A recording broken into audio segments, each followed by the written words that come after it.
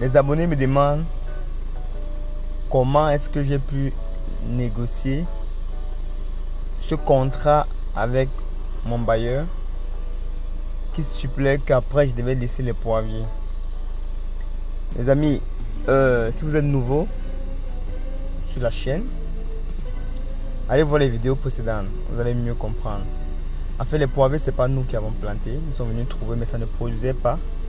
Nous avons développé et ça a commencé à produire.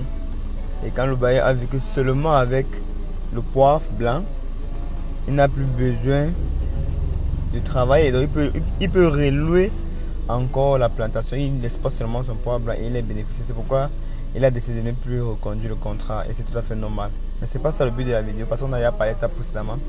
La vidéo aujourd'hui c'était pour vous montrer, toujours dans la 5e entreprise, on a mis des poivriers, nous avons mis des macabots, puisqu'il y avait les papayes, vous savez que les papayes sont là et c'est les papayes qui financent le train de vie de la plantation.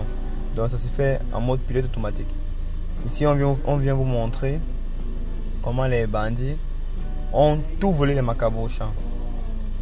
Les macabots sont pas encore en maturité. Dans le programme que nous avons mis sur pied, c'était de rendre le macabo productif peut-être en moins de 2 mois de récolte. On devait mettre les gardiens pour amortir le coût. Mais les bandits ont dit non, ils viennent avant. Ils ont tout dévasté la plantation. Bon, puisque ce sont les grosses tiges de macabo qui ne pouvaient pas lever. Et puis vous voyez comme ça. Sinon nous-mêmes on ne devait même pas venir trouver. Nous aussi on dit ok, bon, comme les bandits nouveaux, nous aussi on devient d'abord les bandits. Sinon on va perdre tout le capital.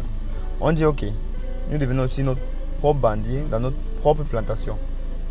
Et c'est là où vous voyez qu'on enlève les macabots comme ça, qui ne sont pas encore en maturité parce qu'on n'a pas le choix, parce qu'ils gâtent. Ça on vous montre l'autre côté du business. En tant qu'entrepreneur, c'est pas toujours facile. Et on vous avait dit que nous sommes en vacances, c'est vrai, nous sommes en vacances, mais un entrepreneur ne peut pas rester en vacances toute l'année. On ne peut pas rester en vacances comme ça. C'est vrai que vous ne voyez pas les vidéos, mais nous travaillons, les amis. Nous courons tous les jours en plantation pour suivre les bandits et tout. Ça fait rire, mais c'est pas facile. Ici, la technique qu'on voulait vous montrer aujourd'hui, c'est comment conserver vos macabots pendant au moins 10 ans. La technique est simple, vous creusez le trou, vous mettez les feuilles sèches pour éviter que le macabo soit directement en contact avec la terre humide. Là, vous allez voir, on a fait sur un parking. Là, il ne pleut pas. Et là-bas, et le macabo peut faire 10 ans dans la terre. La technique là, c'est pour que vous ne soyez pas toujours obligé de consommer votre macabo rapidement. Et vous pouvez vendre vos macabos, vous pouvez contrôler la vente de vos macabos. Donc même quand ça coûte cher, vous pouvez vendre. Donc les macabos que nous avons retirés dans la 5e entreprise, ici on vient maintenant les conserver. Là, comme il ne pleut pas, c'est couvert, c'est protégé. Ça peut résister là-bas pendant une longue période. Les macabos ne vont pas se sécher. Et nous, si on doit aller au marché, on doit contrôler la production quand c'est cher. Donc vous pouvez faire ça quand c'est cher. Mais les amis, si vous voulez calculer le coût, vous voyez que c'est pas toujours évident. Hein. Pour dire la vérité, c'est pas évident. Mais si vous cultivez le poivre, vous allez dire que je dis pas toujours poivre. Mais si vous cultivez le poivre, vous n'avez pas tout ce stress là. Quand il est sec, il est sec. Vous n'avez pas oublié de vous tordre. Et encore le macabo, on peut tolérer.